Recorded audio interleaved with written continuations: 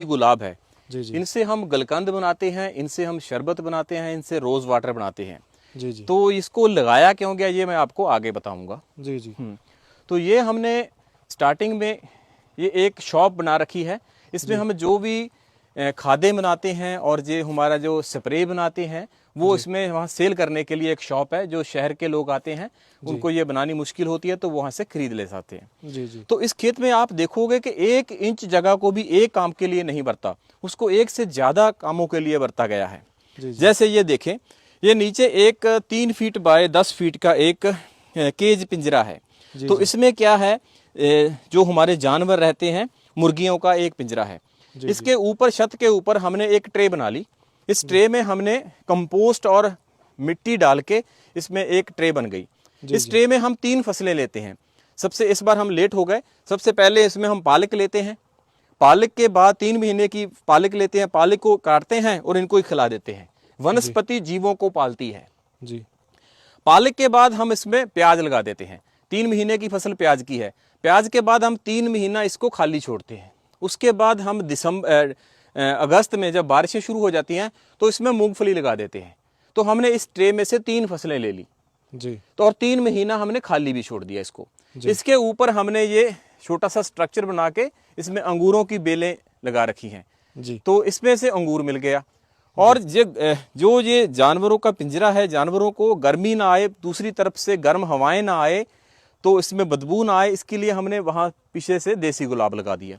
तो इतनी जगह में हमने कितना कुछ बिल्कुल, बहुत कमाल की चीज है। अंदर तो मुर्गियां भी हैं, ऊपर खाद भी तैयार हो रही है, ऊपर पौधे भी हैं। हाँ, तो इसके लिए हमने साथ में ये वर्मी कंपोस्ट यूनिट बना दिया।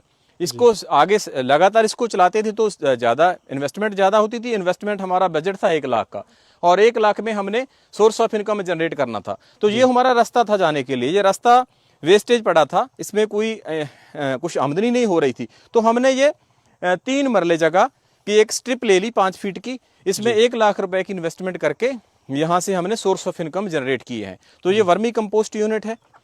तो ये अलग अलग मुर्गियों की ब्रीडें हैं। तो इसमें हम इनके अंडे नहीं सेल करते, इनकी हम ब्रीड सेल करते हैं। ये इसमें एक हैचरी लगी हुई है। उस हैचरी में जो भी अंडे आते हैं उसमें रख देते हैं। तो और मुर्गियों को कैसे यूज करते हो आप खेती हाँ, में? मुर्गियों की हमें इनकी ड्रॉपिंग की जरूरत है, हमें इनकी बीट की जरूरत है, हमें तो वो चाहिए। इसके अलावा जो भी मिल जाएगा वो बोनस है जी मेरा तो मतलब इनकी जो ड्रॉपिंग है उनसे है जी मुझे तो इनका एक्सक्रीटा चाहिए। इसके अलावा जो मुझे देती है वो बोनस है। अगर तो मैं इसको फीड बाहर से लेकर डालूं तो मुझे देखना पड़ेगा कि मुझे कितनी कॉस्टली पड़ती है, लेकिन मैं बाहर से कुछ भी नहीं डालता। मेरी जो वेजिटेशन है, वनस्पति है, वही जीवों को पालती है। जो अब बरसीम हो गया उसको चेफ कटर से टोका से निकालेंगे और वो इनको डाल देंगे। जो वीड्स होते हैं वो इनको डाल देंगे। वो सभी कुछ ये खाते हैं और रोटेशन होती रहती है। हाँ, रोटेशन में। जी जी हाँ, दोस्तों आप देख सकते हैं यहाँ पे जैविक खाद के लिए यहाँ पे केंचुआ खाद की एक यूनिट लगा रखी है। उसके बाद यहाँ पे फिर से एक वो अलग प्लांट आ गया। अलग अलग ब्रीड है। एक पिंजरा आ जाता है और एक वर्मी कंपोस्ट यूनिट आ जाता है। जी जी दोस्तों यहाँ पे देख सकते हैं अलग अलग। तो इनको आप एज ए ना मीट के लिए यूज करते हो, ना ही आपकी अंडों के लिए यूज करते हो, आप केवल इसको खेती के लिए यूज करते हो? हाँ, खेती के लिए यूज करते हैं। हम इनकी ब्रीड सेल करते हैं। इनकी ब्रीड सेल हो जाती है, इनकी ब्रीड सेल करते हैं। जी। तो इससे आपको कितनी आमदनी हो जाती है अगर हम वैसे बात करें, अगर किसी किसान को भी ऐसा मॉडल बनाना हो? देखिए, ऐसे आप इंटेग्रेट में आमदनी नहीं निकाल सकते। हाँ, ऐसे नहीं निकाल सकते। आपको एज ए होल देखना पड़ेगा, टोटल एज ए होल देखना पड़ेगा। आप एक एक सेगमेंट को ऐसे नहीं देख सकते। बट ये कामयाब है। हाँ, ये मॉडल अगर कोई करना चाहे, कामयाब भी है और रास्ता भी नहीं है। अगर आपने जैविक खेती करनी है तो कोई और रास्ता नहीं है, आपको ये तो डालने ही पड़ेंगे। अगर आपने सेल्फ सस्टेनेबल मॉडल लाना है, सेल्फ सस्टेनेबल मॉडल, ऐसा मॉडल जिसमें हम बाहर पे निर्भर ना हो। मैं कहता हूं कि अगर केमिकल खेती में हम वो निर्भर होते हैं, यूरिया, डीएपी, अगर हम जैविक खेती कर दें और बाहर से गौशाला से रूढ़ी लेकर आते हैं, गोबर लेकर आते हैं, तो वो सेल्फ सस्टेनेबल थोड़ा हुआ। बिल्कुल, वो भी तो डिपेंडेबल मॉडल हो गया ना। हमें सेल्फ सस्टेनेबल होना है। सेल्फ सस्टेनेबल के लिए हमें खाद अपनी तैयार करनी पड़ेगी। तो उसके लिए जीव तो लाने पड़ेंगे। बिल्कुल। तो जीव वनस्पति को पालें और वनस्पति जीवों को पाले। जी, तो ये केज क्यों बना रखा है आपने ये? हाँ, इसमें दिखाते हैं आपको। जी तो इसमें एक बहुत कमाल की चीज आपको देखने को मिलेगी। जी जी क्या है, ये एक टनल की हुई है और ऊपर से ये वॉलीबॉल वाला नेट 200 फीट। इस टनल में हम क्या करते हैं कि ये जो आप देख रहे हो जी। ये मटेरियल, जी ये मटेरियल लगभग 150 किस्म के वेजिटेशन का रेजिड्यू है। 150 स्पीसीज है इसमें। क्या करते हैं, हमारे पास पेड़ बहुत हैं, जी हमारे पास 1500 पेड़ है 20 एकड़ में, उसकी कटिंग रोज चलती रहती है। उसकी कटिंग में हम चेफ कटर से निकालते हैं, उसको कुतरा कर लिया, कुतरा करके उसको हरे हरे को यहाँ पे हम फेंक देते हैं। यहाँ पे फेंक देते हैं तो उधर अंडे वाली जो मुर्गियां सभी को छोड़ देते हैं, वो इनको हरे हरे को खा जाती है। जिनको जो जो इसने खाना है उसको खा लिया, जो उनको नहीं लगा उसमें जो इसमें तो आंख भी होता है, धतूरा भी होता है, कुछ ऐसी वेजिटेशन है जिसको मुर्गियां नहीं खाती। जिनको नहीं खाती वो यहाँ पे सूख जाता है, वो सूख गया, यहाँ पे पड़ा रहा, वहां बीच पीछे में से तो रोज आता रहेगा, रोज आता रहेगा तो ये बहुत ज्यादा बड़ा हो जाएगा। तो हम क्या करते हैं कि हमारे पास एक नंडेप कंपोस्टिंग यूनिट है, उसमें हम जो सूख गया इसको इकट्ठा किया और नंडेप कंपोस्टिंग यूनिट में डाल दिया। जी नंडेप कंपोस्टिंग यूनिट में इसकी खाद बन जाती है। जो रूटीन में जो 6 महीने लग जाते हैं, तो ये 3 महीने में इसकी कंपोस्टिंग होकर खाद बन जाती है। तो फिर ये वेजिटेशन के लिए चला गया, मतलब इसका भी रोटेशन हो जाता है। हाँ हाँ। तो ये भी आप एक नई चीज देखेंगे। यहाँ पे क्या है कि ये एक पानी का हमने एक टंकी बना रखी है, इसमें वो जो हमारे जानवर हैं, मुर्गियां हैं, बत्तखे हैं, वो सभी यहाँ से पानी पीते हैं और इसके बीज भी बढ़ जाते हैं। और बीच में इसमें जो अपनी वो ड्रॉपिंग भी छोड़ देते हैं, इसको बीच में नहाते रहते हैं, बीठे मारते हैं, वो सब कुछ इस एक्सक्रीटा इसमें छोड़ देते हैं। जी तो ये हम क्या करते हैं कि इस पानी में न्यूट्रिशन आ गया, पौष्टिकता आ गई, ये किसी वेजिटेशन की खुराक है। तो हमने यहाँ से इसको गेट वाल्व से यहाँ पे वो टंकी में ले गए, जी उधर चला गया। जी उधर हमारा अजोला यूनिट लगा हुआ है, जी जी उसमें ये पानी में वो अजोला पल रहा है। जी अजोला पल रहा है तो अजोला तो ये जीवों के अपने मल मूत्र से वो अजोला को पाल दिया, उनको पोषण कर दिया। जी तो अजोला क्या करेगा, वो मुर्गियों का पोषण करेगा। वो अजोला को कौन खाएगा, वो मुर्गियां खाएंगी। तो वनस्पति जीवों को पालती है, जीव वनस्पति को पालते हैं, यही फार्मूला है खेती का। तो इसके ऊपर इसको ज्यादा गर्मी सह नहीं सकता ये जो अजोला है, इसके शेडिंग करने के लिए हमने एक स्ट्रक्चर डाला है। इसके ऊपर हम इसके ऊपर हम जाड़ करेला चढ़ा रहे हैं। अभी मौसम नहीं है, जब मौसम खुलेगा तो इसके ऊपर जाड़ करेला चढ़ जाएगा। तो इतनी जगह से हमने जाड़ करेला भी ले लिया और यहां से हमने अजोला भी ले लिया। जी और इधर आपने कड़ी पत्ता वगैरह हाँ, ये इधर हमने हेज बना रहे हैं कड़ी पत्ता से। पीछे जो हेज बनी है वो मेहंदी से है। जी, इसका क्या फायदा है सर? हाँ, कड़ी पत्ता का हमने खेत में से कोई भी ऑर्नामेंटल प्लांट नहीं लगाया, जो भी प्लांट्स हैं वो सारे प्रोडक्टिव हैं। इसकी हमें यहाँ से इधर हेज बनानी थी। हेज हम किसी और फाइकस फुकस से बनाते तो उससे क्या मिलेगा, तो यहाँ से हमने ये कड़ी पत्ता लगा दिया कि इसकी जब हम कटिंग करेंगे तो इसके पत्तों को सुखा के वो सेल हो जाएंगे सोलर ड्रायर में रख के। जी ये जो बिल्डिंग आप देख रहे हो जी ये मड की बनी हुई है। 80% मड है, 20% इसमें पक्की ईंट है। जी यहाँ पे हमारा सिक्योरिटी का इशू था, जहाँ स्ट्रेंथ का इशू था, या इधर से बारिश ज्यादा आती तो इधर हमने पक्का कर दिया, बाकी सारी साइड कच्चा कर दी। कच्चे मकानों में क्या दिक्कत आती थी कि एक तो उनको रेही लग जाती थी नीचे से, जी जी तो सेकेंडली उसको बार बार लीपना पड़ता था। तो हमने वो भी कमी निकाल दी इसकी, इसको बार बार लीपने पोछने की जरूरत नहीं है। इधर हमने एक विंड ब्रेक वॉल बना दी पेड़ों से, ये पेड़ लगा के इधर से पूरी हेज बना दी। तो अब इसको बार बार लीपने की जरूरत नहीं है। तो इस कमरे में हमारे पास जो खेती के हमारी छोटी छोटी मशीनरी है, हैंड टूल्स हैं, वो पड़े हैं। तो इसमें हमारी हैचरी लगी हुई है।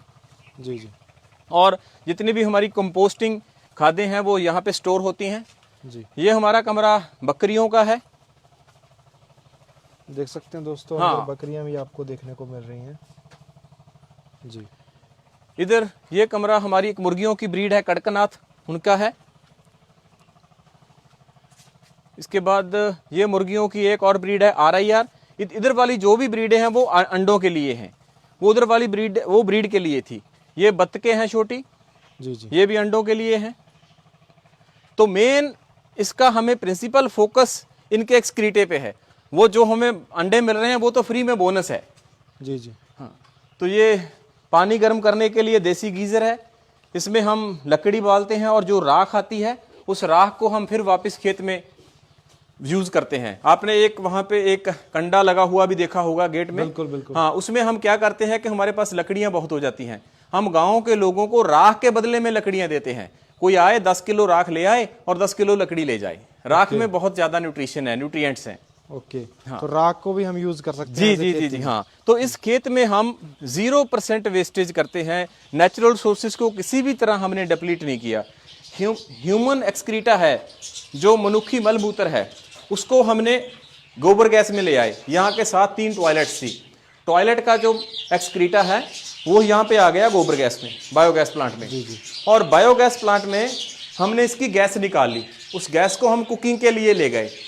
उसके ले जाने के बाद इसके ऊपर जगह को यूटिलाइज करने के लिए हमने ये रैबिट खरगोश छोड़ दिए। खरगोश के ऊपर की जगह को यूटिलाइज करने के लिए हमने ये छोटी चिड़ियाँ रख ली। ये ब्रीडिंग कर रही हैं, इनको हमको बाहर से नहीं खिलाते, जो भी खेत के वीड्स हैं वही खाती हैं और पल जाती हैं। और ये अपने हमारे जितने भी वीड्स खा के 24 घंटे में हमें ये अपनी ड्रॉपिंग दे देते हैं। तो ये हमारे वनस्पति के लिए। इसी तरह से इधर यूनिट है, इसमें भी हमने गिनी पैग रखे हुए हैं और वो कॉकटेल हैं। ये भी सारे सभी कुछ भी बाहर से नहीं खिलाते, जो भी फार्म का है वही खिलाते हैं। इधर हमने एक प्रोसेसिंग यूनिट यहाँ पे लगाया है, जहाँ पे हम ना कोल्ड प्रेस्ड तेल यहाँ निकालते हैं। ये हमारी फार्म आउटलेट है। मैं अपने फार्म की जितनी भी प्रोड्यूस है वो कोई भी बाहर जाके सेल नहीं करता, ये सभी कुछ फार्म पे ही सेल हो जाता है। यहाँ पे लोग आते हैं, यहाँ से सेल हो जाता है। देख सकते हैं यहाँ भी कच्चे घर बना रखे हैं थोड़े। हाँ बिल्कुल। ये कच्चे मकान है, हमारी एक फैमिली यहाँ पे रह रही है। जी जी। हाँ, ये हमारा सीड बैंक है, यहाँ पे हम देसी बीजों पे काम कर रहे हैं। जितने भी देसी बीज हैं उनको प्रिजर्व करने के लिए, उनको मल्टीप्लाई करने के लिए सारा फोकस है हमारा। बिल्कुल। लाइब्रेरी भी है। हाँ, ये लाइब्रेरी कम सीड बैंक। ओके। दोस्तों देख सकते हैं यहाँ पे अलग अलग तरीके के सीड भी हैं और लाइब्रेरी भी है और स्ट्रक्चर बहुत ज़बरदस्त है। हाँ जी। इधर ये 3 रूम हैं। इन तीनों रूमों में हम लग्जीरियस टूरिज्म नहीं करते। टूरिज्म करते हैं लेकिन हम एजुकेशनल टूरिज्म करते हैं। हमारे पास ये 3 रूम हैं, 2-2 लोगों के इसमें रहने की व्यवस्था है।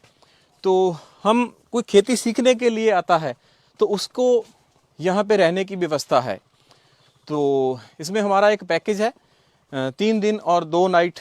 कोई स्टे करना चाहता है तो 3000 पर हेड के हिसाब से हम यहाँ पे स्टे कर सकता है। एक हमारी जो 5 डे ट्रेनिंग है मंथली, एक बार, जब मैं पहले कह चुका हूँ, उसमें इसका हाँ उसमें इसका यूजेज करते हैं। जी। तो ये 3 रूम हो गए और ये हो गया हमारा डाइनिंग रूम। इसमें जो डे टाइम के लोग विजिट करते हैं, विजिटर आते हैं, उनको बैठने के लिए, उनको खाना खाने के लिए ये डाइनिंग रूम हो गया। तो इधर हमारी ये किचन हो गई। इस किचन में भी हम कोई भी ऐसा फूड नहीं देंगे जो हमारे फार्म का नहीं है। अपने फार्म का ही जो हमारा पुरातन विरासती तरीके से जो कुक किया हुआ है वही हम यहाँ पे खिलाएंगे। जी, जो आपका अपना है वही। हाँ, जो अपना है, जो फार्म का है वही, को बाहर का कुछ भी नहीं मिलेगा यहाँ पे। आपको कोक नहीं मिलेगा यहाँ। तो ये इधर ये जो बिल्डिंग बन रही है, ये ट्रेनिंग, हाँ ये ट्रेनिंग इंस्टीट्यूट है। ये डॉक्टर ओम प्रकाश रुपेला खेती विरासत अपना जो ट्रेनिंग इंस्टीट्यूट है, खेती केंद्र है, तो उसकी ये बिल्डिंग बन रही है। ये बिल्डिंग 3-4 महीने में बन जाएगी। तो उसके बाद हमारे पास 20 लोगों के रुकने की यहाँ पे व्यवस्था हो जाएगी। जी। तो दोस्तों उम्मीद है आपको एक अच्छी जानकारी देखने को मिली होगी। तो इस वीडियो को लाइक करें, शेयर करें। अगर आप ट्रेनिंग लेना चाहते हैं, स्टे करना चाहते हैं तो आप सर से संपर्क कर सकते हैं। सर का मैं सर एक बार नंबर बता। हाँ, मेरा नंबर, मेरे फार्म का नंबर है 9814072072 981442 जी। तो सर से आप संपर्क कर सकते हैं। तो अगर आपको पूरा कॉन्सेप्ट यूनिक लगा है तो इस वीडियो को शेयर जरूर करें, लाइक जरूर करें, ताकि शानदार जानकारी हमारे लाखों करोड़ों किसानों तक पहुंचे। तो सर आपका बहुत बहुत धन्यवाद। Thank you sir.